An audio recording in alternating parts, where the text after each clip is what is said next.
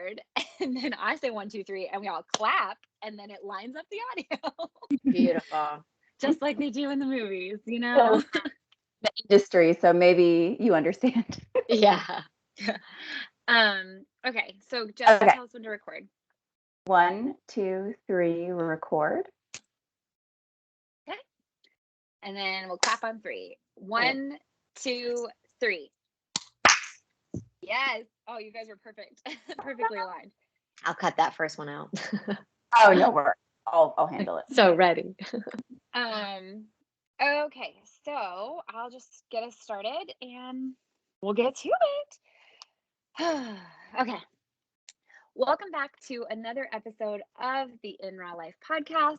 We are stoked to have you here with us this month because this month we are having conversations with people from all different backgrounds with stories that Jessica and I feel need to be told in a way that helps to bring understanding and compassion in a world that we really think needs more understanding and compassion.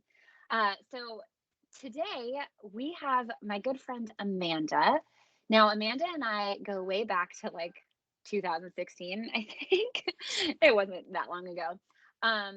But Amanda's story, I feel like Amanda, you've just recently become so bold with telling your story, and I was inspired by that, and that's why I wanted to have you here today.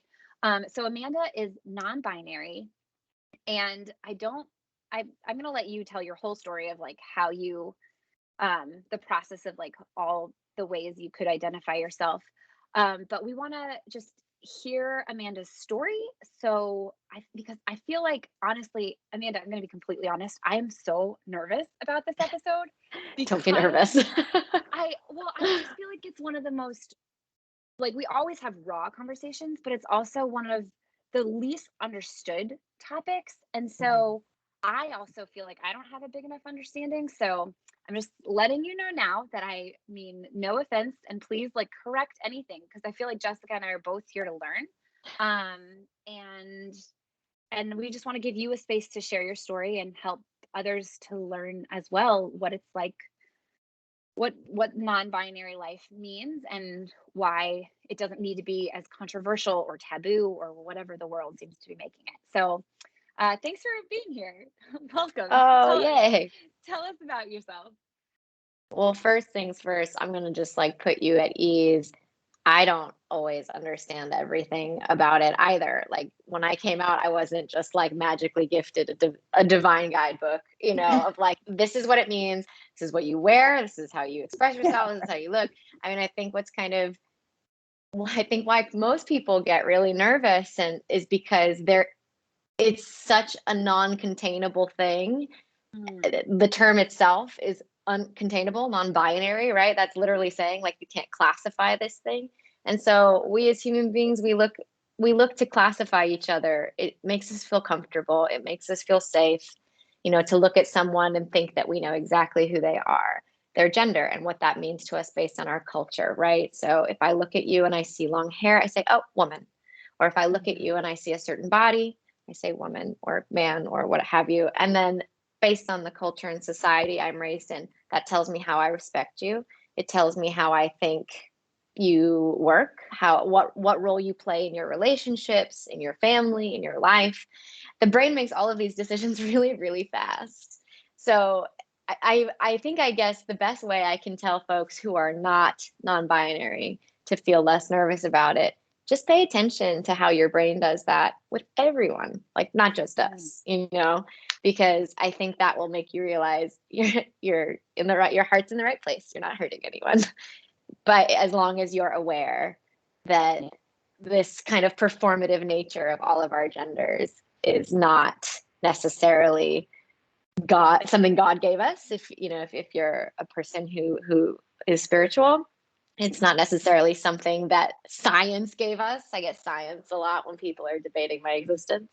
It's something that we created as a culture and a society. So you're in good hands. Relax. Your heart's in the right place.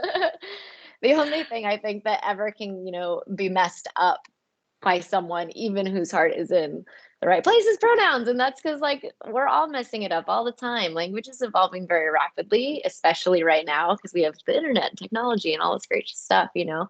So language is kind of trying to find itself with a culture that's outpacing it. So we just don't have words for a lot of the things that are happening. We're kind of like babies, just wandering around. We know what's happening. Our brains get it. We understand things fluently, but we just don't have the words yet. And that leads to tantrums, people getting frustrated. Right. As babies do. Yeah, right, as they do. They're like, I know what this means, but I don't have the words to tell you what I want. That's pretty much how it rolls. So yeah, so I guess that's kind of me just, setting the stage for us all, because I lead right now it's been bi-monthly, so bi-weekly, right? So it's like twice a month. Math is hard. Yeah. And words. Chats with other non-binary and gender expansive friends of mine, and we all kind of get together. And initially it was intended to be a space for folks in the industry to come and listen, ask questions in a place that is safe, constructive questions, because some people don't know the difference between a constructive question and a debate of somebody's truth, but constructive questions about being non-binary and about how the entertainment industry can make space for non-binary people, how an industry that is so bent on the binary and so bent on trope and so bent on stereotyping and boxing people can make space for people who literally exist outside of a box. And yet we've found it really hard to get people to come to the table, to have those conversations, to listen. For as much as people say, oh, we want diversity. Oh, we don't understand this. Oh, I wish I got it. Or I wish I could just ask someone. A lot of it comes with the confront of then being faced with the ability to do it. People are like, I want to know. I totally want to get it. And then you're like, okay, come on down. And they don't, because they're like, whoa, I'm not ready.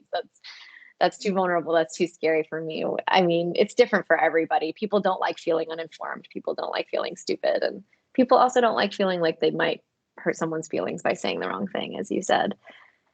So anyway, I forget how I got on that tangent, but we have those bi-weekly industry chats. Oh, I know where I'm at. And we misgender each other all the time, or ourselves, or, we're trying very hard to catch up our own language with our own identities.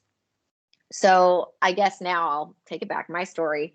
I have always, ever since I was a child, been a person who wasn't like a traditional gender role person. Now I forget how old you are, Sierra, but I'm 30. I'll be 36 in September. So I was born in 1985. So I grew up in the 90s, and I don't know, maybe it's just me, but I feel like that was less of a moment of like performative gender roles for children. I just felt like even though I was born and assigned female at birth, and I was born, with a female body. Hold on one second, I'm just gonna make sure. Okay. I just work. I just was able to do the boy things and play with boys. I hate to say it this way, but like I feel like it's important to set the stage that this gendering of actions, activities, clothing, toys, all those, it begins like pre-birth, right? Like the minute you know what you're having, and it's natural. I do.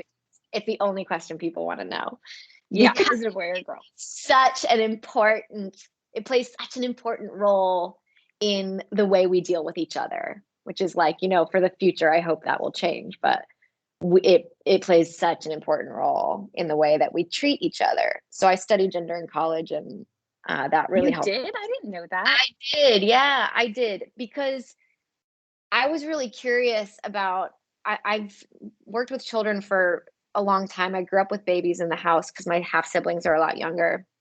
So I was always really fascinated by the way children tell us about ourselves, because they're like these mirrors. I mean, you have them.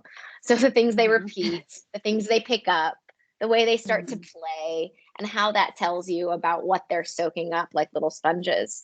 So I studied what at the time was called gender permanency, which is so funny because now I'm like, what an awful terminology. But basically it's the idea that, or was the idea that at the age of 3 to 5, a child learns or identifies that the gender they are being referred to as, or that they were assigned, is fixed. It doesn't change when they put on an outfit. or if they, it doesn't change if they play a role. It doesn't change. They don't have to change their gender to do a certain job, things like that, right? Because I had a little boy in the classroom I was observing for my thesis paper who said, when I grow up and I'm a little girl, I'll be a ballerina. Because I think he understood or thought that ballet was only for girls. And, probably because that's what kids say. And that's because that's what somebody's dad said, because they didn't want him to do it, and it just all trickles down. But then at the age of, around 5, he would understand, well, I can't just become a little girl. Although, again, this is all very dated, because now it's like, if this were something that were in his heart, we might nurture it and just let him be a person, and just go from there. Or express to him, all people can do ballet, and then see how he feels in that instance. Somebody told me a beautiful story recently where their child came home from school, little one, like maybe 9 or 8, no, maybe 10, maybe like a little older, like closer towards middle school, and came home and was like, Mom, I'm non-binary. I use they, them pronouns. And the mom was like, oh, okay.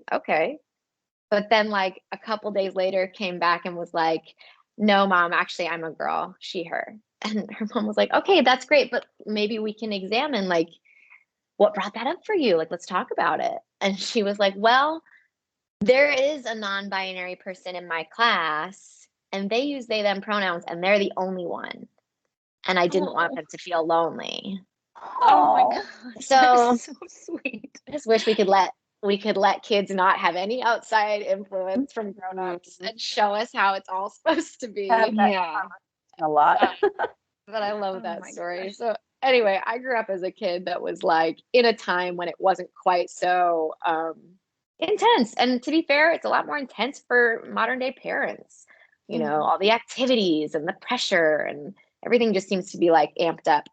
So it's funny because I don't remember feeling like I wasn't comfortable being a girl, but that's also because that childlike state of where I was occupying was kind of a non-binary space, in terms of like, I was very unencumbered by the gendering of it all. However, I have always been aware that I don't fit into certain kind of like sociocultural gatherings or groupings. So anytime like at a sleepover with all the girls, I always felt like I didn't fit in. And I was always kind of a kid that was teased a little bit or left out. We moved a lot. That was hard.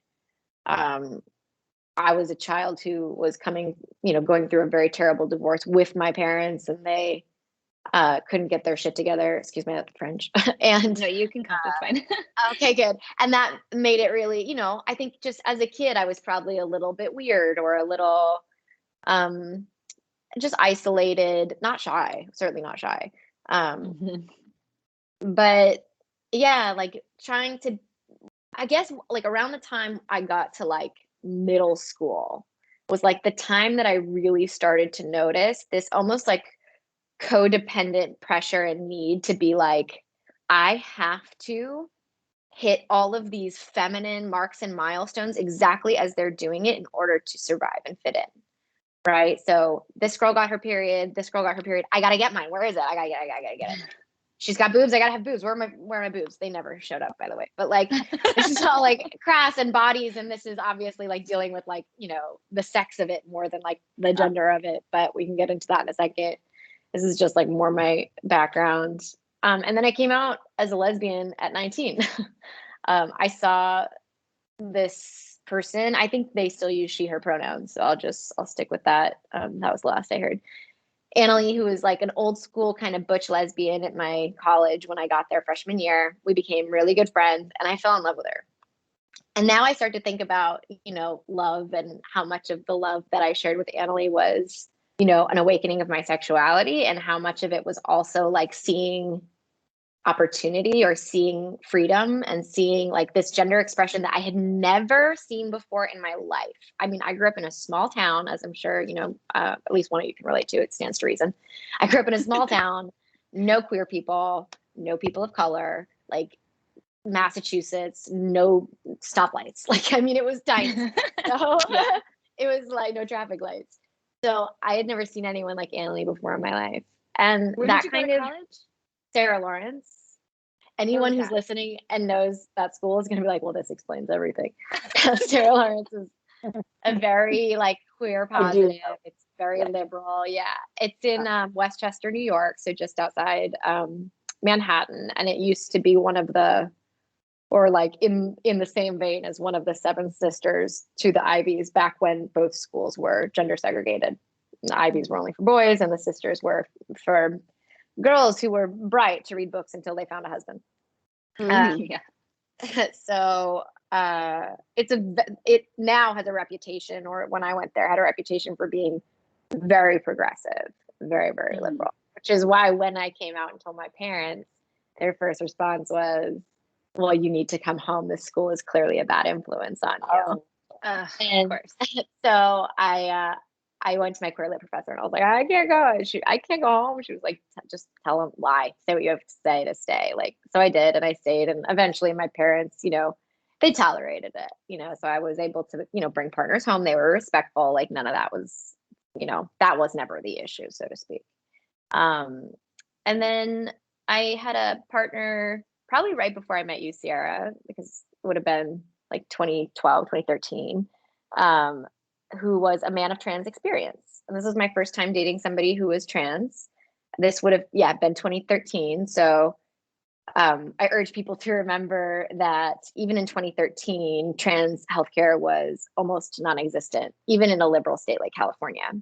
So I will not name this person because I want their anonymity to be respected, but this person had a really difficult time accessing their HRT, which is hormone treatments. And so their body responded accordingly, and it was very hard. They were sick a lot of the time because if you are on testosterone and then you stop taking it, it can just be bad for your body. And it was just impossible for him to access the healthcare that he needed, especially gender affirming healthcare. It's expensive. It's still expensive. And people were really hateful, even within the LGBTQ community, in terms of providing that healthcare. So that was really hard. And I feel like it also kind of showed me the hatred or the strife between the LGBT community and the trans community. Like it's definitely gotten better, but at the time it was hard. We broke up, bad relationship. I met my husband. I swear this all comes full circle because it's like kind of part of where the rawest part of this all is for me. I just said, I was like, I've dated a man of trans experience after being a lesbian. Like, it feels like just a sneeze over. Like, let's just try, like, let's just see. And I was on Tinder for a few months, and I met my husband there, and he's just magical and very singular in how he is as a person. And I don't know that I'd ever met him. I would have met him any other way. So I'm glad I did it. But we were together starting in 2015, and I had just kind of been feeling more and more like the more I was in this, and maybe it was being back in the heterosexual kind of cisgendered world, starting to kind of have a magnifying glass on that feeling of not fitting in with certain groups, or that feeling of not being enough when somebody was woman or lady, or telling me who I was gender wise, using those words. I just felt like something wasn't connecting and something was making me feel bad. Like the best way I can describe it is it's like I just felt like I wasn't measuring up to something that I didn't sign up for. I don't know, imagine if you took this class your parent told you had to take and you were failing it. It's kind of like, well, you want to make them proud and you're trying to do the thing, but at the same time, you're like, I don't even like this. So I don't know if it was just being in this world, and kind of being pulled out of the queer community. Friends I had did not take lightly to me dating a cisgendered man. And so I lost a few. So then, we'll fast forward, pandemic hit. When we are all in the world and work is going and jobs are going, it's easy to keep running from feelings, especially uncomfortable feelings. It's so easy to just pick up a distraction, a quick fix, whatever it is for you. And I have, I want to keep your podcast as trigger free as possible, but I have dealt with in my existence, many different unhealthy kind of band-aids for feelings that I've been running from. So when we all had to sit down and take this massive pause, I guess I noticed those feelings kind of still there, but I also had this freedom and this quiet, safe space of myself, just me, right? Like, I mean, even just being stuck in a 1-bedroom apartment with my husband, you can't talk to each other 24/7, like you need breaks. So we would sequester in 2 separate rooms, and I just did have more time to just think and just sit with myself. And I had kind of been, the term had been introduced to me a few months prior, maybe, 8 months prior to a year. I'd heard non-binary for the first time, and I thought, the first time I heard it, I was like, oh my gosh, that sounds like me. That can I do that? Like, can I be that? But I didn't really know what it meant. And I think that's what happens for a lot of folks when they hear this. They're like, wait, I don't get it. What does that mean? Because we're also not taught growing up that sex and gender are any different from each other. So as far as we could like think in our brains, we're like male, female, bam, that's it, right? That's what God made. That's what science made, whatever it is that the person believes. But that's also because we're not really taught comprehensively about intersex people. Who there's as many intersex people as there are redheads in the world. It's a pretty high percentage, but we're not taught about that, which has to be so isolating for somebody who is intersex to be moving through the world like nobody thinks I exist or knows about me. But I think that when people pull that science card on me, that's always what I say, because I'm like, that like sex isn't like a 2-option thing either.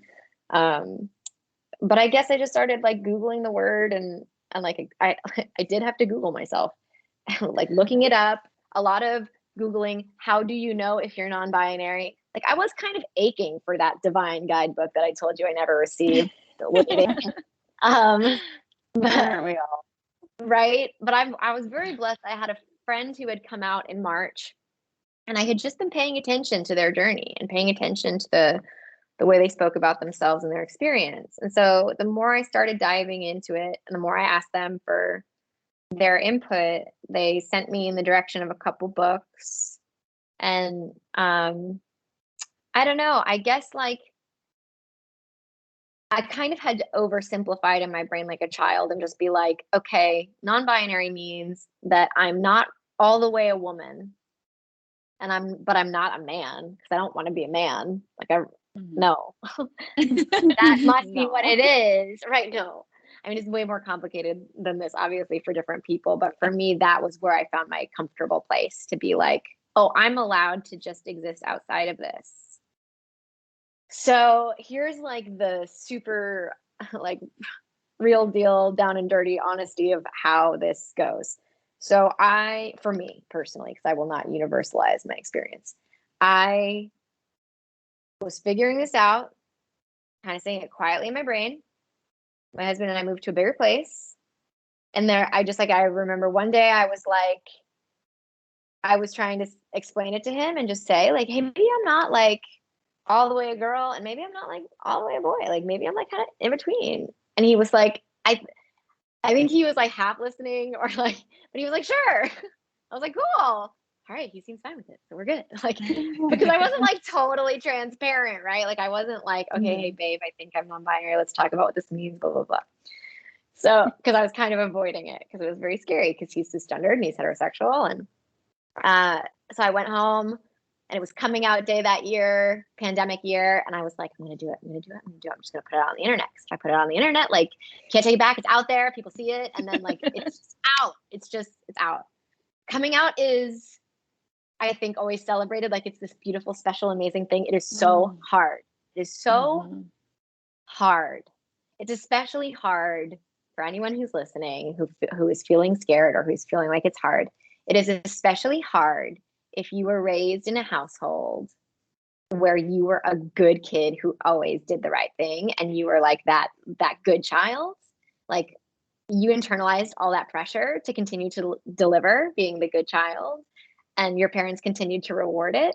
And so now that you have this truth about you to share, and you don't know if it's quote unquote the right thing, or you don't know if they're going to respond well, or maybe you do know that they're not going to respond well, It's really hard because suddenly you start denying yourself because you almost can't separate the existence of being the good child that delivers the good grades and the good performances and the love. You can't reconcile that with this truth, right? Like, because they're conflicting with each other.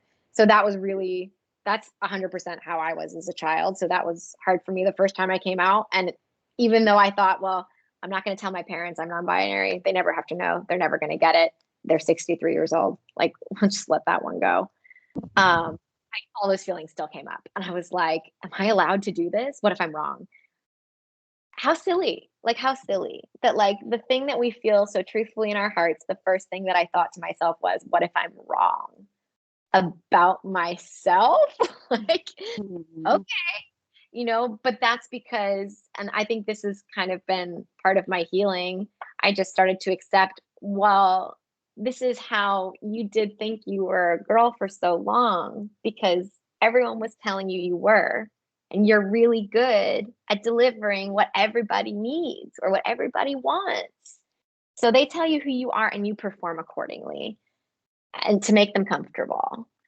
So I guess, in pandemic, when I didn't have any more performing to do, that's when it was like just a lot louder. And it's like, and it also, I'm sure we all got to a point where we were just like very faced with the finite nature of life and the fact that nothing is guaranteed and that nothing is in our control. And I just was like, I don't want to live my life for other people anymore.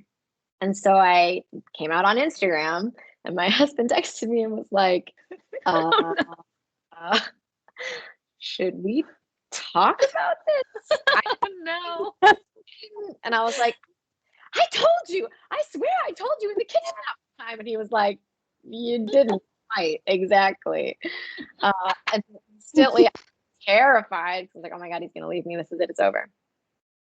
Because he was very clear that femininity is very important to him. This gets messy in the gender expansive community. I know certain folks don't like to use the words, feminine energy or masculine energy, because again, it's binarizing. Yeah, say that word. But he was just clear with what was important to him in a relationship. And so there was some messiness there for a while, because I think he was panicked that this meant I was going to be somehow different. And yet I was trying to communicate to him, no, I'm still always me, but I'm going to stop trying so hard to be something I'm not. I'm going to stop trying so hard. Now, I have changed in a sense because of that stoppage, because of stopping the performance. And I think sometimes I have to give grace to him, because I think part of him loved that performance, and that's okay. He's a beautiful person with a huge heart and a huge capacity to love. And so it's natural that he would, and I have to give him time and space to release it. So since coming out, I have kind of pulled together as many other non-binary folks that I've ever met in my life. We're all on various parts of their journey, and we've become this support system for each other, this like mini family, this chosen family, if you will, where we're all kind of learning and growing together. That has been instrumental for me in the pandemic. There's one of these folks in this group that I've never met in person. I've met them on Clubhouse, and he said, come on, I would love to have you in this group and we could all chat together. But I think that's kind of neat. I still Google stuff sometimes, but I'm doing that less. I feel like the more I just trust myself to, when people ask me questions, because that's invariably what happens, to trust my heart and not feel like I have to have scientific facts or theory to back it up. That's the nerd brain in me, to want to back it up with evidence and things. And I'm like, maybe you can just share your heart and let that be it, because I'm also not the universal non-binary experience. Like, I'm just mine, because we're all so diverse and so different. Even the group of friends I have, there's a lot of things that we all really identify with that can be universal. Things like imposter syndrome, which is like waking up and being like, what if I'm wrong about myself? Am I doing this right? Am I dressing this right? Like, and trying to like essentially box ourselves, even though we're not boxable, because that's what we've been taught to do as humans. That's pretty universal. I think we all feel that, am I non-binary enough? Those kinds of questions. And then the feelings, obviously, that come along with being misgendered. When other folks misgender me, it's becoming more and more painful. For a while at first, it wasn't, because it was still my norm. And I was like, oh, well, it's so new. It's so new. And then the more it happens, the more it really hurts, because it feels like, it's almost like if you've ever waited tables. I'm sorry, I'm a big one for like similes and metaphors. If you've ever waited tables and you have like this whole introduction, you have to give them like the specials and welcome to the restaurant, blah, blah, blah. And you have this whole spiel and they continue talking to each other or sitting at their cell phones and they don't even, it feels that's the closest, I should say. It feels like that when somebody misgenders you, even if it's not deliberate. If it's somebody that knows you well enough that they know who you are and they don't catch themselves, it's hard.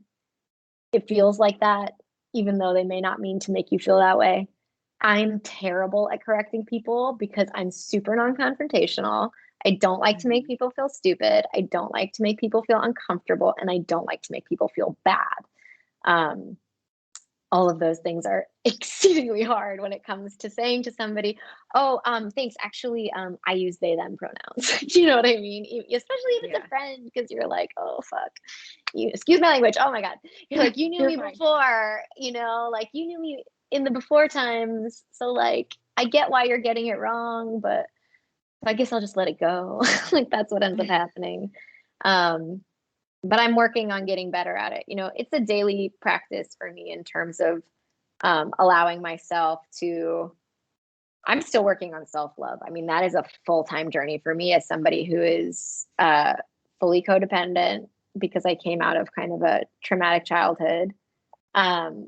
It's really hard for me to love myself. Can't do it yet. Working on it. But self-respect, we'll start with that. Self-respect is a daily practice. And I think that's universal for everyone. I think we all have to pay attention to the ways in which we respect ourselves and put our needs first, because that's what respect is for our own body and personage when it comes to like these types of things, I think. So I'm still working on the correcting and stuff, but it's coming along. I told the telemarketer lady not to call me ma'am. So that nice. And she was like, don't call you again. And I was like, no, you can call me again. Like I told the telemarketer she could call me again, which is, again, like I didn't want to like hurt her feelings, but like, you can call me again. No, don't call me again. But I was like, no, just don't call me ma'am, like MAAM. And then she was like really sweet about it, but like probably because I told her she could call me again. She's like, thanks. No one ever said that. She's like, oh my gosh, thank you. I know she's ready for me to be so rude. So like, also like not the optimal setup to like have to correct. We're so ready for you to be so mad. So I guess that brings us to today. I mean, as far as like my gender affirming activities, I mean, I cut my hair. That simple thing really changed things for me in a weird way, in terms of like, when I was coming out as a lesbian, I did like a million different like chic lesbian haircuts that were short. But I got a lot of flack from a friend who was like, but we're femme, like you have to own your femness, because I think she just wanted company in her identity, and I was too afraid to declare myself any other way. So I grew it back out. But I just always looked in the mirror and I didn't feel good. Like I just always like looked in and like thought I wasn't pretty and thought I wasn't, attractive or handsome or cute or whatever. And now I look in the mirror and look, I'm still like, where did those lines come from? Like, how do I time? But like, at least now I look and I go, I look good. Like I feel good. I look at pictures and I go, yeah, that's me. That's me. Which then conversely makes it weird to look at pictures from before I came out and go, oh, that person looks like they are trying so hard. That person looks like they are so scared. That person looks so uncomfortable, so that's hard sometimes, but I try to give like the before times me a lot of love, because they were doing the best they can with the tools they had. And I just like want to continue to move forward, and I'm very open with educating people. I'm starting to identify that I need to be keen to set boundaries with that, in terms of Sometimes present company very much excluded because I've just been blabbering on at y'all. Sometimes people come to you asking questions that are just, they're microaggressions disguised as questions, so that can be hard. Even people that are so kind and so wonderful in your life and so beautiful and whom you exalt and love so much can just say the thing that just feels like so hateful, even though it's like shrouded in this curiosity. So I guess before I let y'all take the reins, the one thing I would love for people to take from this who are listening is, just as with any person who is different from you and has a different experience, do your own research as much as you can, and as much as what's available to you before you come to that person with your questions. I used to hear people say that and think like what? But why? And now I understand it's a labor. It's very tiring. I'm still figuring myself out. I still have imposter syndrome. I still have to deal with my marriage and how this is affecting my marriage. I still have to deal with the fact that I live a double life. My parents don't know me. That's really hard to look at people who created you and who seem to love you and know that their love is not necessarily unconditional, or to know that they don't love the real you, but they love the you that they think you are or that they want you to be. That's hard to face. It's hard to face as a kid, and it's hard to face as a grown-up.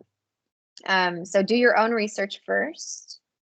And I think, when you come to a non-binary or queer person with questions, please don't ask questions about our bodies. I think that's pretty universal for all trans folks in general. Just don't ask questions about the bodies. Even if you're super curious, I guarantee you the internet has what you're looking for. And I would always just say, let the person know ahead of time. If I ask a question that crosses a boundary for you, just you can silently let me know, put your hand up, or use a safe word or code word, or you can just say, I don't want to answer that. But I think by giving other opportunities that are less confrontational, you give that person an out, right? An out that's less uncomfortable than saying, than putting up a defense of sorts. I think would give, because I'm trying to think what would have felt nice that one time that I was stuck there answering all those questions and starting to feel like I was defending my existence. Would have been nice to just be I tap out, So, yeah, I think those are just some good practices as we all try to understand each other. And I think, and come from a place of wanting to understand rather than wanting to prove or disprove. Because the fact is non-binary, gender expansive people, we're literally people. We're people, we've existed since the beginning of time. The culture and the moment that we live in now has been carefully crafted, not over even a decade. The moment we live in now with Instagram and TikTok and Facebook, it's all new. It's all new all the time. So don't ever think that everything that's existing right now in this moment is the way that it's always been, because just as Instagram hasn't always been around, it hasn't always been a binary society. We haven't always performed our gender roles in the same way. I mean, little boys used to wear dresses up to the age of 10 back in Victorian era, so don't think it's crazy if, your little boy wants to wear a dress. He's not a deviant. He's not going to have a life of hardship.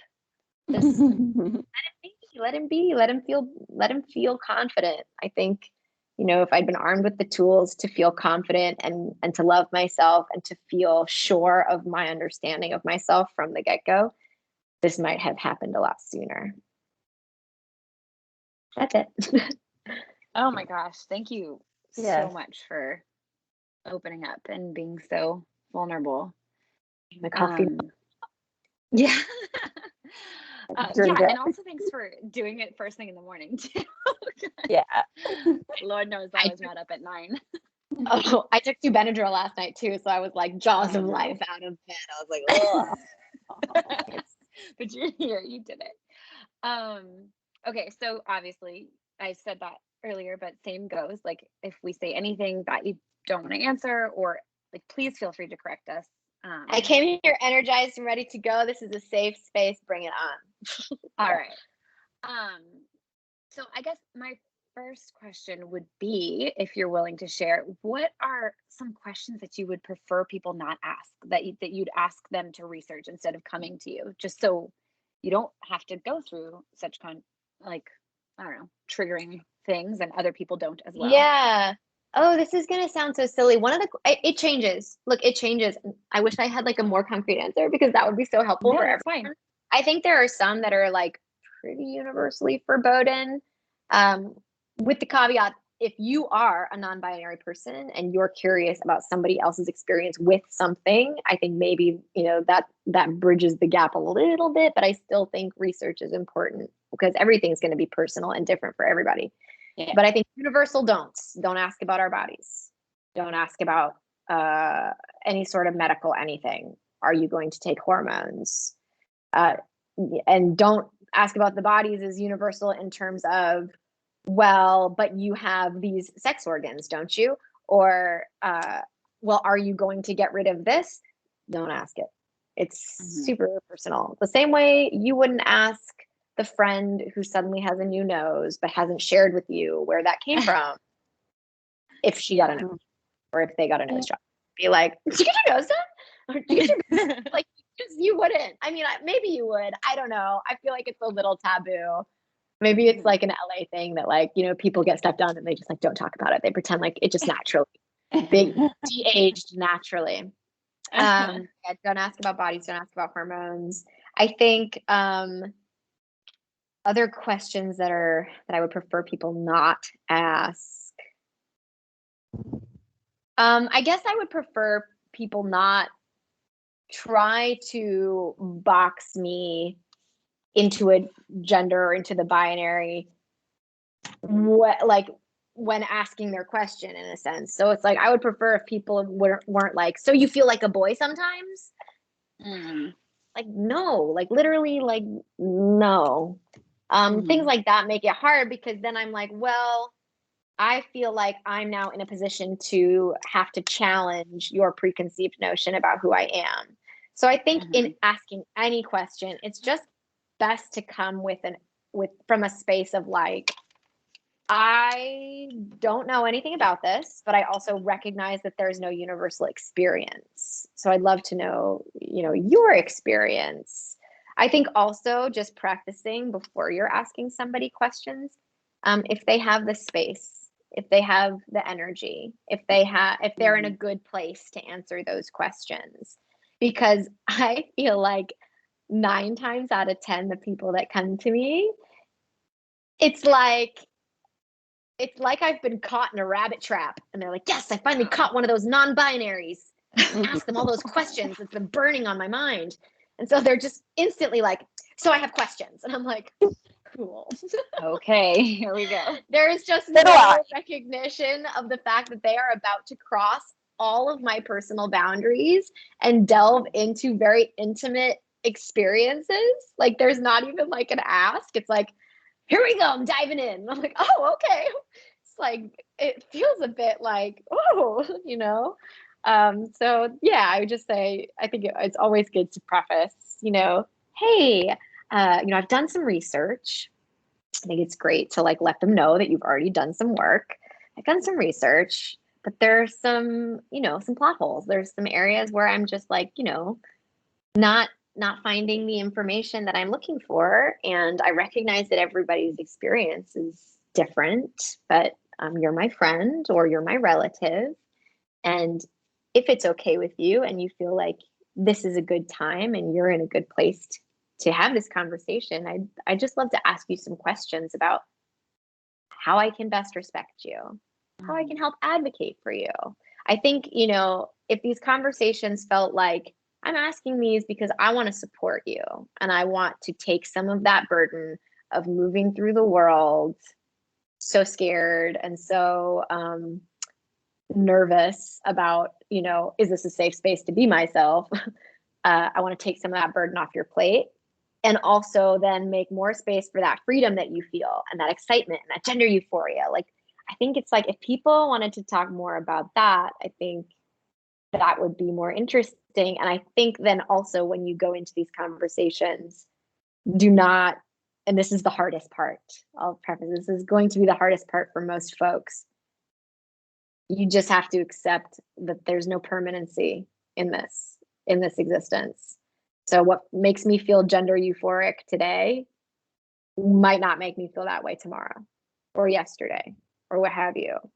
So in asking questions about what makes you feel, the most yourself, or, should we go shopping? Like, are you looking for new clothes? Like, accept that like today it might be yes and tomorrow it might be no. I mean, just like any other human being, like just like any other human being, it's gonna change. It's gonna change. I think I get really uncomfortable and really nervous when I feel like I'm being asked questions and I have to make it like a permanent, like, yes, this is how it always is from now on and forever. It must be this. And then suddenly I'm like, For every person out there, yeah. right. But what if this is wrong? Or what if this doesn't feel good for me tomorrow? And like, am I going to have to like continue to perform so that I didn't lie to this person when I answered this question? So I think that would be my advice. I hope all of that makes sense. Oh, no, it absolutely does. I mean, through your whole story, it's so much of what we talk about, and we talked about this a lot last month. It's just about being a human. We're people and we're human. And I mean, each woman has a different story. Each person has a different story. Like, I'm a divorced woman. My story does not mean that goes for the next divorced woman. So I like that you're really kind of driving that home. It's where we all have this human experience, and it's our own personal, individual experience. And no one should be asking us too personal of questions just because we're different than them, because that's our personal experience. And yeah, we can't, like, you can't speak for every single non-binary person. I can't speak for every single woman with curly hair, and I really liked what you were saying just now about coming from a place of support, because that kind of helped me give the words to how I've been feeling and thinking with anyone who's different than me in general, because I want to advocate. I want to learn more and understand, and you can't always just Google the understanding. So I like that you put the words to that. Like, I want to understand so that I am able to speak up and advocate when the time presents itself. Yes. That's all we can, that's all we can ask for, because, it's funny how, like, I just feel like, I've always been pretty, like, intuitive and pretty good at reading people. I think most folks who ever grew up in a home where there was any sort of violence, whether verbal or physical, become really good at reading people and reading situations, because you learn to anticipate, to diffuse, and to control so that, you can survive. And I feel like I've, become really good at reading people just in life. And it's so funny, just all the different energies when these people come to the table to ask questions. And, you can tell when it's somebody who's like, how can I support you? And you can tell when it's somebody who's like, oh, this is some good tea. I can't wait to like dive in and hear all the juicy details. And you can tell when it's somebody who's like, I'm ready to prove you wrong about yourself. Let's go. You're like, okay. Yeah. Well, and I tried to do it for 35 years. Ignorance plays such a huge part. Like, the people that come, even like you were saying, the most well-meaning people, or they feel like they're the most well-meaning, but just because they don't understand something, that they feel like that gives them the opening. And it's us as individuals setting those boundaries inside of ourselves, and the self-respect, like you were talking about, to be able to have compassion for them too, and say, okay, I'm not going to answer that, and like let them go and do their thing. Like, and intuition thing too. Like, I have a pretty good intuition of people, and understanding, okay, this person I can be really strong with, this person I can be gentle and let them go and just like bless their heart, kind of a thing. And I mean, I love everything that you said, and you put it so beautifully. And it's almost like I don't have questions, because it's just a human story, which I love. Oh, thank you. It's my laundry, sorry. Don't worry. Okay, so a lot of our audience is our mothers. Mhm. And I feel like Not our personal mothers. They are mothers. yeah. Yeah. Only our mothers. Just our mom. That's all we got. That's amazing. That's some good moms you got there. Actually, my mom stopped listening because she didn't like how real Oh, that's I got. But Your mom and my mom would get along. I love her. Let me just say, I love her. But your mom. yeah. Yeah. I was like, your mom and my mom would get along, but I love her. But always like growing up, like, don't show people that, don't tell people that, don't, So that's just who she is. Yep. But so we have a big audience of mothers with small children. And I love how you said that the 90s kind of, it feels like the 90s created a safe space for you. So what, as mothers of young children now, can we replicate from the 90s or whatever? How can we create a safe space for our children to be who they are and not feel limited by gender or anything else for that matter? This is a big one. I think about this a lot.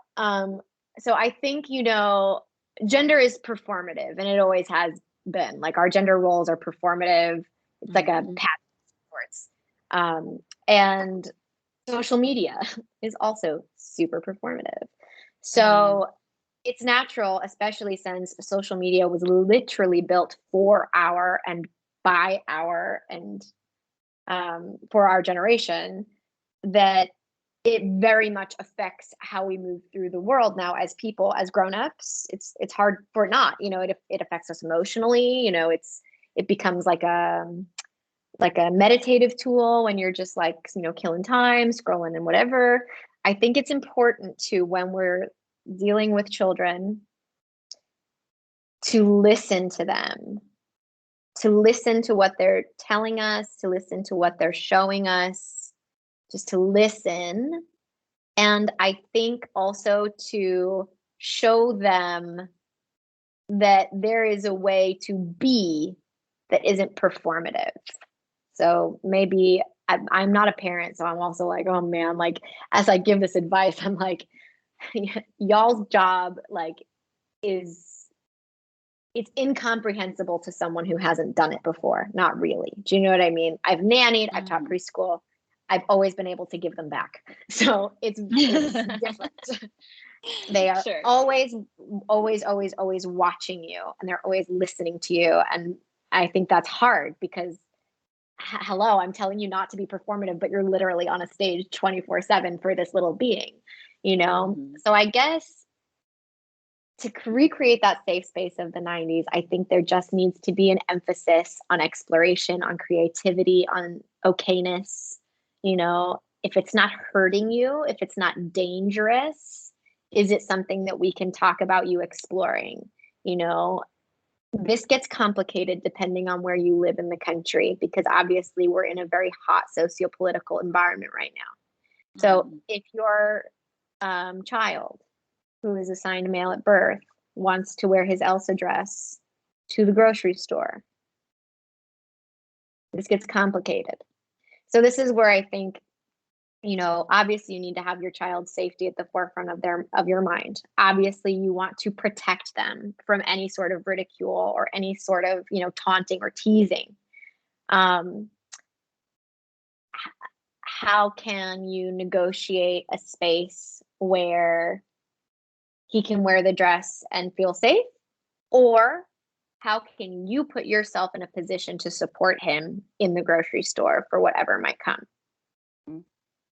Because I don't necessarily think the solution is don't let him wear the dress to the grocery store, because sometimes children will surprise us with their bravery, and they'll also surprise us with their strength, and they'll also surprise us with their ability to be like, well, I don't care. I just think being open to having conversations with children, I think children are very eager to have grown-up conversations. I think not brushing them off, like not sugarcoating it. And just being honest with them about the possibilities and the limitlessness of it all, because I think that in itself strips away performance, right? We're not all just trying to be okay and make sure everything is sunshiny, because I think what happened between the 90s and now, maybe, and you can maybe confirm or deny, but at some point there was this pressure put on parents that they had to make a child's life perfect, or that they had to make a child's life the best, in the most worthy or Instagram worthy. Yeah, the most Instagram worthy, the most picturesque, the most activities, most well-rounded. Huh? Like even like Helicopter Mom came into play. Yes. Well, that's where I think Helicopter Mom came from, was this control. It's almost like it was born out of the experiences of someone like me, right? Anticipate, control, diffuse, so that, this child can have a perfect existence. Well, that instantly turns into, well, now you're like a Svengali, just kind of like muscling all of these, puppet strings. And the child feels that. They feel that, and they feel like, well, I have to do what they're telling me to do because that makes them happy. And so then the freedom is stripped away. Oh, sorry. I don't know how, but I love our new location. I accidentally like moved myself to be too big, and I was trying to make myself small again. It was not working. So I don't know what to say. I don't know where we are, but it's very zen. So yeah, I don't know if that makes sense, that advice, but I don't know. I guess I've worked with kids for a while. I'm very good with kids. I don't have any. People are always like, you have to, because I'm really good at talking to them and being with them. I just think maybe that's because I reflect a similar kind of safe space. There's no rules of how to be with me. And I think there has been pressure on parents to tell your kids how to be, to show them how to be the most successful and have the best life. And I think we need to just be listening to them more. Yeah. I think there's a lot of pressure from other parents too. Like I often find I'm sure correcting. Jessica and I talked about this in a recent episode, how like I will defend it as like, oh, well, like, because I have two boys. So I'll be like, oh, they're just boys. So like, I don't have to helicopter them, which is like the worst excuse ever. And like, I called her out on saying. Yeah, like I just feel judged. And so that's like an easy out. Like, oh, they're boys, so I can let them just be. When really, like, I would do it with a girl as well. I don't like it doesn't matter who they are. I'm going to have a very free parenting style. And that's just the way I am. But other people judge it all the time. And it feels like, are they going to call CPS on me? It's crazy. Yeah, I've heard this a lot. I've heard that this is the way it is from the minute y'all tell folks that you're pregnant. And I'm so sorry, because that's stressful enough as it is. Everybody's got an opinion. My sister-in-law just had a baby, and I was talking to her about it. She's in Europe, she's in Croatia, and even people in Europe, everybody's got an opinion on how to do it, how your birthing process should go, everything. And you gotta just, I guess, tune out the noise. And I think also, for all of the mommies and the parents listening, and for both of you, because I know each of you have, children, to, can kind of like recreate our 90s awesomeness and safe space. Yeah. I would love, I mean, your children will tell you who they are. They're pretty good at it, which is why I think like my best advice, or best, like, anything for like creating more awesome gender neutral childhoods, or I would say gender opportunistic childhoods, is to listen. But I think also,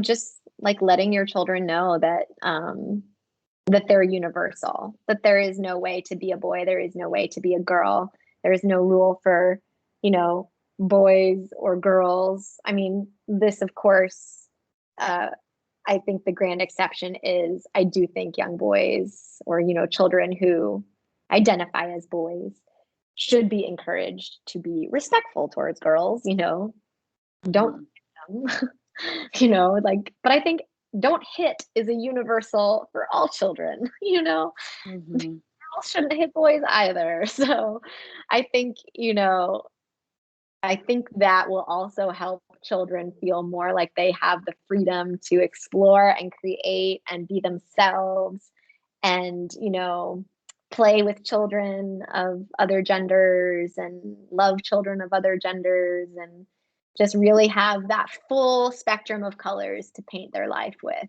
I think is because that's how we start. Like, that's how we start. We come out of the womb, and I truly think that in our brains and bodies, we have limitless potential and opportunity to be our most authentic selves and to love authentically and to love hugely. And I think that like slowly, like colors get taken off that palette because we're what we can and can't do, or who we can or can't love, or what we can or can't be. So I think just try to delay the removal of colors for as long as Yeah, I love that visual. you can't control it. Other people are going to do it too. Sierra had said, I don't remember what episode it was, but she was like, we come out of the womb, like you said, and I think if there were no other people around, we would just be like, I love myself, I love this, I love that, like, and I feel like a lot of people are coming back, like people that are really looking and are coming back to that. I do love doing this just because I like doing that, and I do like wearing this and looking like this and feeling like this and accepting themselves again. Yeah. I hope it's more universal. Mm-hmm. I just soul when go ahead. Sorry, there's a little delay, so sometimes I talk over you. No, go for it. I was like, that just made me think of soul when yeah.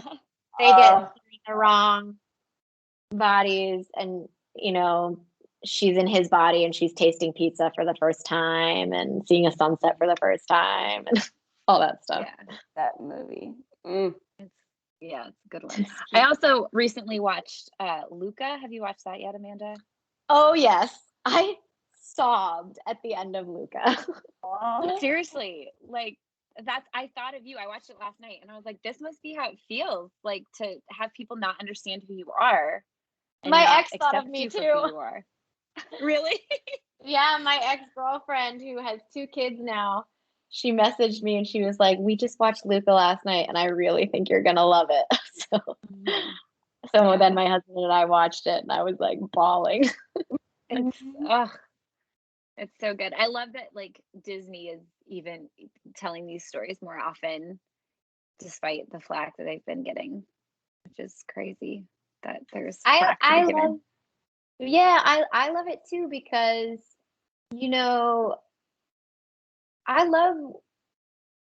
it's like you can tell a queer story to children without making it about sex. That was a queer love story. Like everybody knows it, and that's why people are mad. But like, I don't know, children, I do not believe in taking away ever their instinct to love, because I think like we could sure do with a little bit more love in this world and in our society. And so, and I get where it comes from, with my own parents, I get where it came from. It's fear. It's because you don't want their life to be hard. And you don't want them to be, victim to violence or, like there's a lot of, I try very hard, to come from a place of like, I do not judge a parent for having that gut reaction of, oh, I hope my kid's not gay. I don't judge you for that. I understand where it comes from. Absolutely. I just think we need to remember that the alternative of being something and having to hide it is 1,000% worse. And it kills people. Literally, it kills people. In my Clubhouse group, we had a parent come whose daughter's best friend is non-binary. And they came out, they live in Florida, and they came out to their parents and they told them, I'm non-binary and I would like to be called by this name. They're in junior high. And the parents said no. They said, I'm so sorry, we refuse. And this young person tried to kill themselves. So the parent came to our group to ask, how can I support them so that this doesn't happen again? The parent, it was a friend's parent, wasn't the actual parents. Like, they're not trying to make it better in any way. It may not be that quick for them. It may take more time for them. Even with something that awful, it may take more time. So, but yes, I just, the big message of that is that it's life-saving to affirm who someone is. I have this phrase that I use over and over again, that all we want in life as humans is to be seen, accepted, and respected. It's like super basic. That's all. It's like at our core, that's our need, right? Like, so when you deny someone any of those three things, it's threatening their existence, Yeah. I love that. I know, because it makes me, like, I can identify with that, and like in so many other ways. Like, I have people that I have to be around at certain times that don't make me feel any of the three of those, like maybe one at best. And when I'm around them, I'm not myself, and I hate it. And that's so fascinating. Like, I don't even know what part of me isn't myself, except for I know that I'm not being myself, because I don't think that who I truly am at my core is accepted by this certain crowd of people. And that's like, oh, I love that. Like, just those three words helps me to like understand, I feel like, so much more, because I think all of us can relate to that. Wow. Can you say it again? Accepted, respected, and you want to be seen, you want to be accepted and respected. It's almost like in order, right? Like, you want somebody to see you for who you really are. You want them to accept that and then respect you accordingly. Or just respect you, period, I'd say, because some people grading is like off. But Sierra, I like what you just said, because I think that's actually like a keen kind of litmus test in terms of our relationships in your life good for you, our relationships, supporting who you are and who, your limitless potential. Because I guess, if you're in a interaction with somebody and you recognize that one of these three things isn't being met and you're withholding something because of it, that's probably not good, and which one isn't being met, and what are you withholding because it's not being met?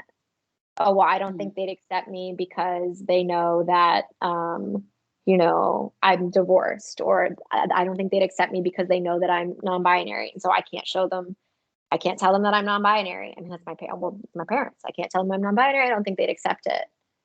Well, is this a healthy relationship? Right. It's crazy. I like that. So your parents feel that, move on. Your parents don't know, like, people from social media haven't like told them or anything? I mean, they might have. I think that this is like where my therapist and I have a real moment. They haven't heard from my lips. They're not on Instagram. I do have other relatives on Instagram.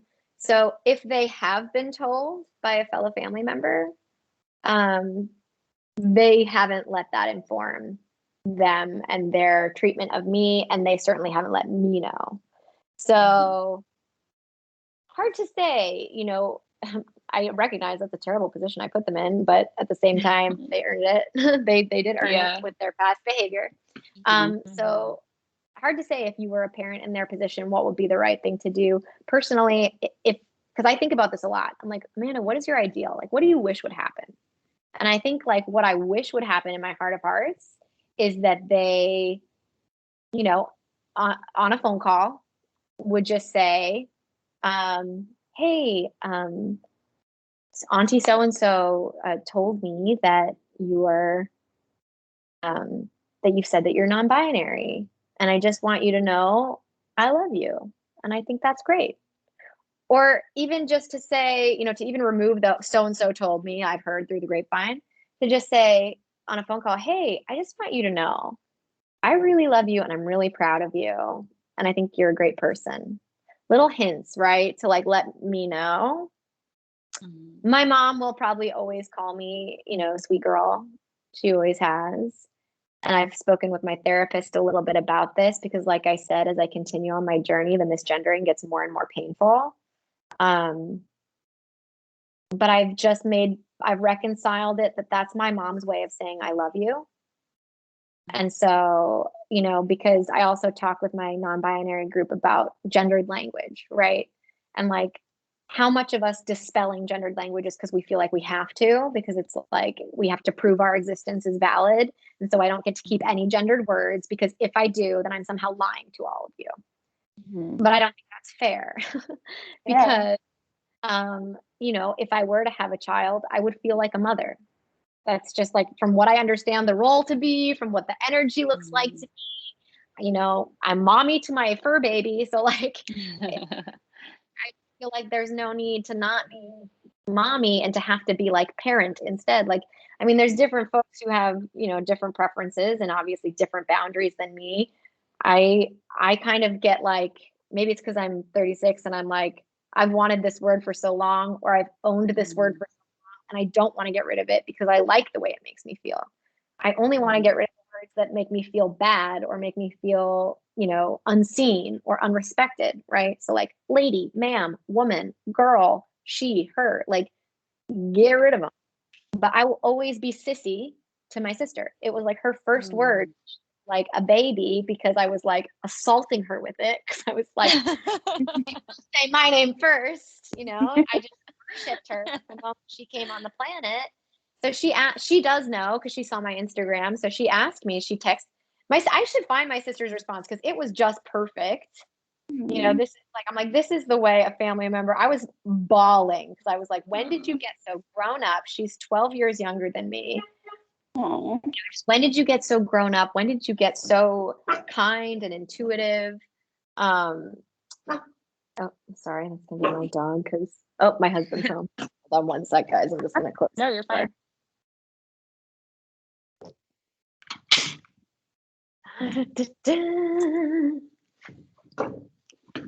No, I really like you brought that conversation up about, titles, I guess, or whatever, because that helps anyone who's trying to understand how not, there's not a rule for every single person. Yeah, exactly. Like it's different for everyone. Like I wish there was a universal experience. Maybe that would make things easier, but there isn't. And I think then we wouldn't exist. Oh my gosh, it's going to take me forever. Oh, go ahead. They're so like, I mean, even sometimes, I don't always like to be called ma'am, or lady. I don't like those words. Right? Like in my mind, I like girl. I don't want to be lady. Like ladies is kind of, I don't like it. It makes me feel old or whatever, and that's just like, that's my personal opinion towards it. And so I think that's accepted. We're all allowed to have our feelings of what we do and do not want to be called. Like I also abbreviate my name to Cece and I hated it. I'm like, I'm not Cece, I'm Sierra. Like that's me. I'm Sierra, not Cece. There's two people that can call me Cece and that's it. And like that's okay. Nobody yelled at me and tells me like, how dare you change your name? No, like this is just who I am.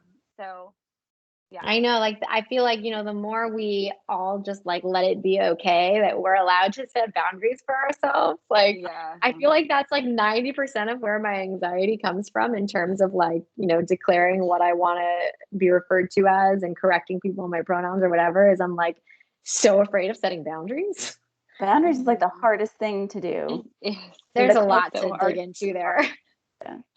Yeah, that's so my sister, she said to me, she said, it's so simple. She just said, I saw your Instagram post. I'm so proud of you and glad that you are living your truth. I love you. Also, your haircut looks fire. Amazing. That's all you need to say. And then she asked, she said, maybe a dumb question, but can I call you Sissy still? Or is it time for a fresh new nickname? We could come up with one together. Oh, God, she's amazing. Yeah, I'm telling you, the younger generation, y'all, they're going to show us how it is. Yeah. But yeah, she's amazing. And I said, no, you can always call me Sissy. I said, it never really felt gendered to me, just feels like me. And I'm non-binary. So Sissy is officially a non-binary title for me. I love Yeah. I'm here with you. I know. I got goosebumps for sure.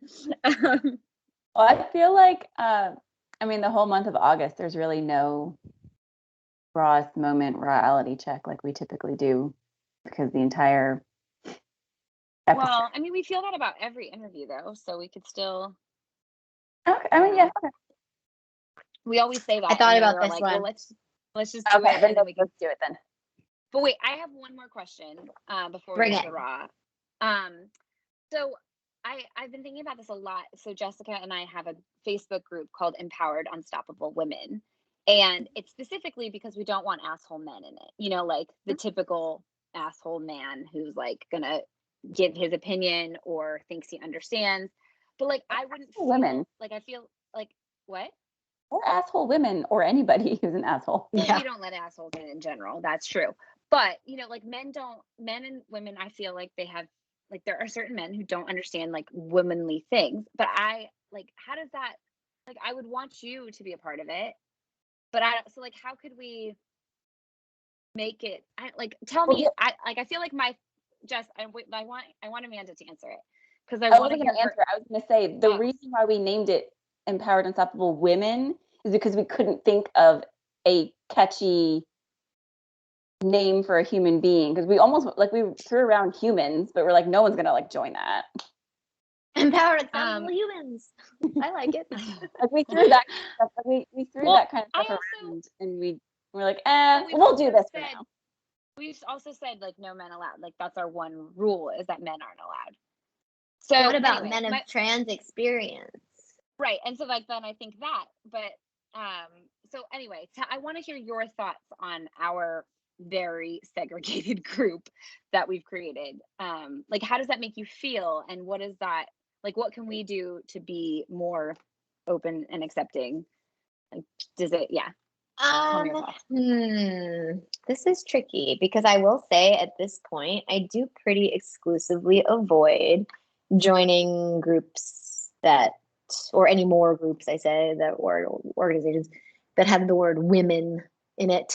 And that's only because there is this kind of, it's a very niche group of people, or maybe it's not as niche as I think, but the kind of trans exclusionary feminism, right? Where it's like you have to be woman identified and woman bodied and born a woman, and in order to belong. And I find that not great, which is obviously not what y'all are talking about. But I want to avoid intersecting with any of those folks. Oh, absolutely. I avoid certain mom groups specifically for the same reason. So I get it. I completely get it. And I have a friend who's also non-binary, who's a stunt performer, who used to be in the, women in stunts group and recently left for some similar reasons, right? Because they weren't being respected.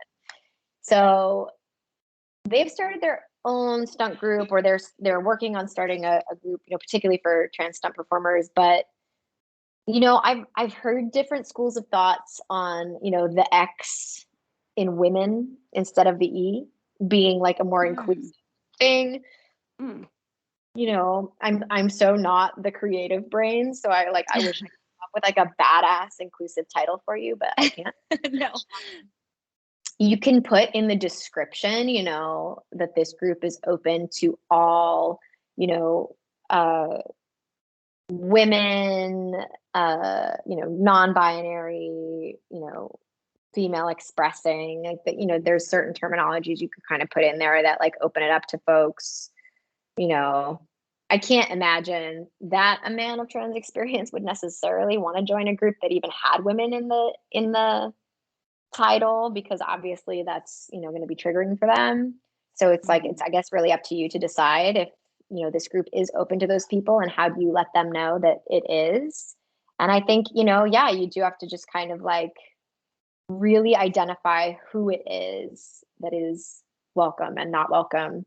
Because I think it's like, obviously I know exactly who you're trying to like keep out, like, Right. creepy dudes and women, or people, mean people, creepy, mean people. But it's like, I think it's hard because instantly in our minds, we think of predatory men, right? Because that seems to be the hot button issue. But how do you say it's open to everybody except those people in the title? Oh, Yeah. empowered, not everybody except creepy men. I don't know. I really don't know. No, yeah, I wasn't necessarily looking for you to come up with a title, but just to like understand if that feels awful to like see that group, or like how does it feel? I just would be I'm different for everyone. Just for me personally, like I wouldn't join it. Like I would just be like, oh, it's for women. I'm not a woman. Cool. Okay. Not for me. But at the same time, like there's groups, that are just like it's a niche group in a sense, because there's groups for, LGBT plus, like, and if you're not identifying as that, you probably don't, like, that's not the group for you, because they're talking about things of their experience, Totally. And look, I think, the trick here is to just make it very clear, what are we celebrating in this group? What are we talking about? And who identifies with and expresses those qualities? Because there are some incredible, fierce, amazing non-binary folks who just like ooze the most magical and glorious femininity that absolutely deserves to be celebrated in a group like that.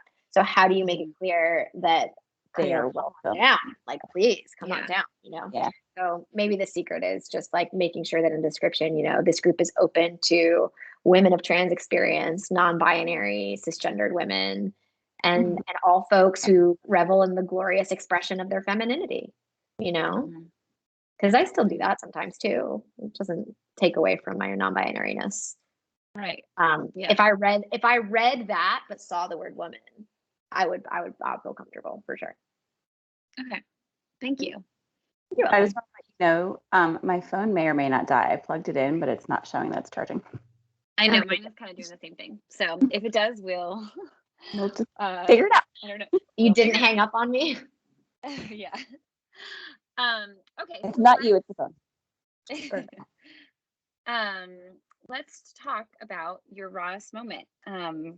And I explained this to you, but just for our listeners, we ask people to share the rawest moment they're willing to share, in order to know that we're not alone if any of us have experienced something similar, and to also know that it's okay to share these raw moments, because it helps normalize things that are labeled as different or weird, or people may never understand this story. I think a lot of us have more similarities than we realize, and I think the rawest moment helps to showcase that. So Amanda, what would your rawest moment that you're willing to share be?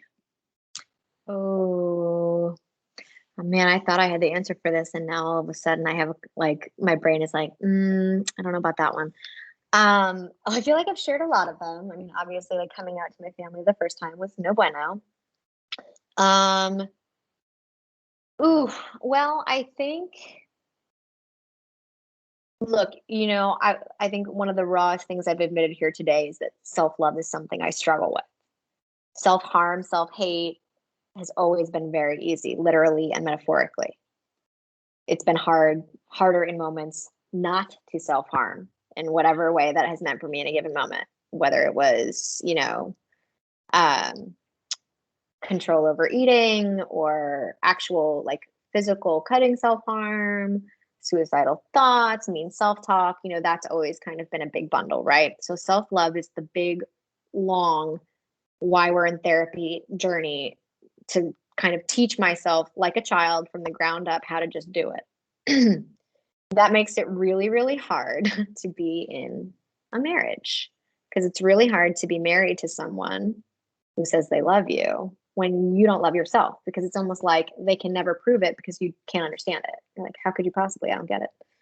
So when I came out to my husband, or, came out online, and husband was like, whoa, wait a minute, what? Things were a little wonky for a minute. And we have always in our relationship done these little like check-ins every once in a while. We just like over coffee or whatever, just be like, how are you going? How's this going for you? You happy? Do you like it? Is this still good? Was this a good idea? Um, so I could tell, there was some space between us. So I asked for one of those and sat on the floor in our office. And I was just like, I feel like you're kind of like, I call it going his turtle shell. I'm like, I think you're in your turtle shell. He was like, yeah, this is hard for me too, and I got so scared because I thought that this is it. This is it. He's gonna leave, and I don't really blame him because this is not the bill of goods he was sold when we got married, right? So I'm crying. I'm like sobbing. He's like, "Why are you crying?" I'm just telling you that, like, I have to, adjust too. Like I'm going through this process too in my way, Um, and I guess, with that, when you don't have self-love and you have one of these moments, the first natural thing that you think is going to happen is abandonment. Somebody's going to leave you because you can't really see the reason to stay. So that was definitely, I think, one of the rawest moments in our relationship because I was really scared. I had to accept that he's not perfect and that his response to me coming out is not going to be perfect, that he's going to have to grieve and let go of the person he thought I was or the person I told him I was. Sometimes I felt like, did I manipulate him? Was I a liar, in trying, in dating him and getting him to marry me? Like, was that all like a manipulation and a ruse and a lie because I just like wanted to keep him, you know? And I think I just am like working on giving myself grace in terms of I didn't see or know myself in that moment, even though I do now. It's like I can't put the knowingness that I have now on that past person. That person had no idea what was going on. It was just like in a maelstrom, and I loved him fiercely, and I think, I was more authentic with him than I ever had been with anyone else before. And so I was the best that I could be in that moment. So yeah, so I think that's been the rawest moment for sure.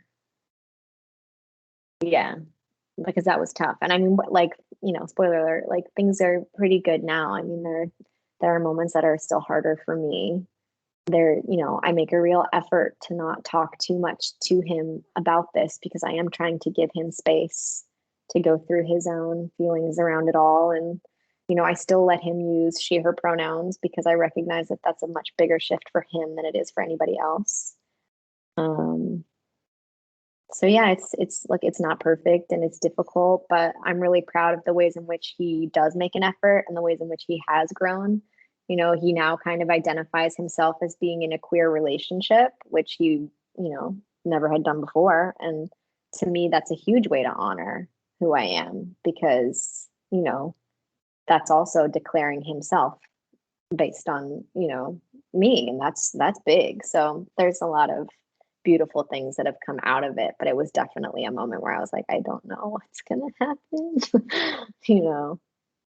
So that's really hard. And that self-love stuff is really, really, really, really hard, which is why I think starting with self-respect is enough to at least get your survival under wraps, because that's the most important. So if you, just respect yourself, don't treat your body or your brain the way, you wouldn't treat somebody else's.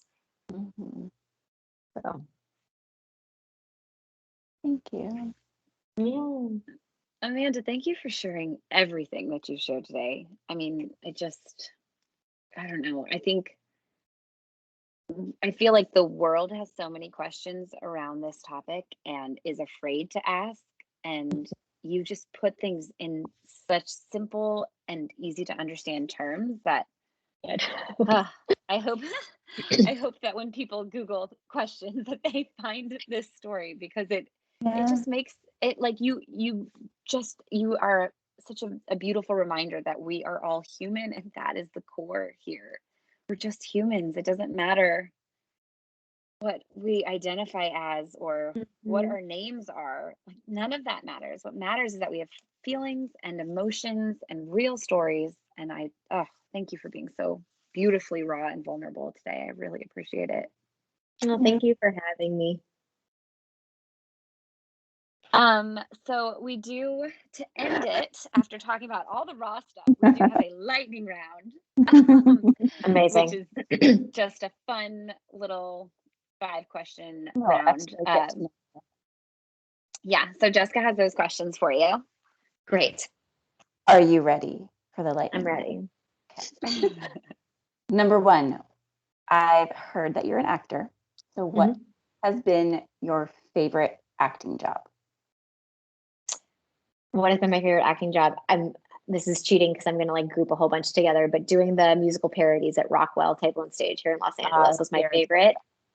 I got to play Kit Keller in the musical parody of League of Their Own, and that was probably my favorite of those. One of my favorite characters from the movie. Okay, what is your go-to coffee order? Iced coffee, no sweetener. Black iced coffee. I thought you were going to say like my soul. I used to say that, but I'm learning to love it myself. So yes, but I know the tone of your voice though was like going there. It was like, oh, I should say. I know. I was like, no, don't do it. Favorite vacation that I've ever taken? Yeah. Okay. My husband and I went to South Africa. Oh, what did that you was guys cool. do? We went to Kruger Park and we went to Cape Town. And when we were in Cape Town, I was like, forget everything. We should just move here. Like, this is spectacular. Yeah. Amazing. Okay. These last 2, we ask everybody because they're very important questions. The first one is, we are huge small business supporters. So what is your favorite small business? Oh, this is super easy. Is it okay if it's based in Los Angeles? Yep. I feel like she probably ships internationally. It's Madeline and Pearl. It is a friend of mine who is a very talented pastry chef. We used to work together at a fine dining restaurant in Los Angeles. So it is a Black-owned small dessert business. I believe she ships. So cookies, cinnamon rolls, those kinds of things. If you're based in Los Angeles, she makes the most incredible vegan ice cream. So it's Madeline and Pearl. It's named after her grandmothers. Yum. Is she on Instagram? She is. Sweet. I think the handle is Madeline and Pearl. And then I think her handle is either Chef Cece. Cece. I didn't even like put this together. Sorry, I know you don't want to be called Cece. No, her Instagram handle is Cupcake Monkey. Cupcake Monkey. Cool. I like it. And then the last question is, what is your favorite thing about you? Well, way to ask the person that's struggling with self-love about this. Well, we're forced. Well, right now, my favorite thing about me is my gender. I love that. That's amazing. Right now, that's what it is, because I finally embraced it. I finally get to tell everyone about it. I finally get to explore what that means. I finally get to be myself and not perform. And it feels so grounding, and it feels like coming home. And it's my favorite thing. That and my fire haircut. You do have a fire haircut. Thank you. Can't flip. Did we lose Sierra? I think so. I think so. I love the way she's you had frozen. both frozen, so I was nervous that I lost both of you. But well, thank you so much for just showing up and letting us be curious and share your human story, because it really seriously is beautiful. Oh, thank you. I really appreciate it. And thanks for being curious. And, the more folks I can tell, how best to help and respect and support, the better. And, I think there's a lot of universal truths that we brushed on that's just going to help us all be better humans to ourselves and others. So thank you, thank you, thank you. Thank you. Well, we'll hang up because mine's probably about to die too, and we'll handle it. It was so nice to meet you. It's so nice to meet you. I'll send you the MP3. Great. Perfect. See you later. Bye.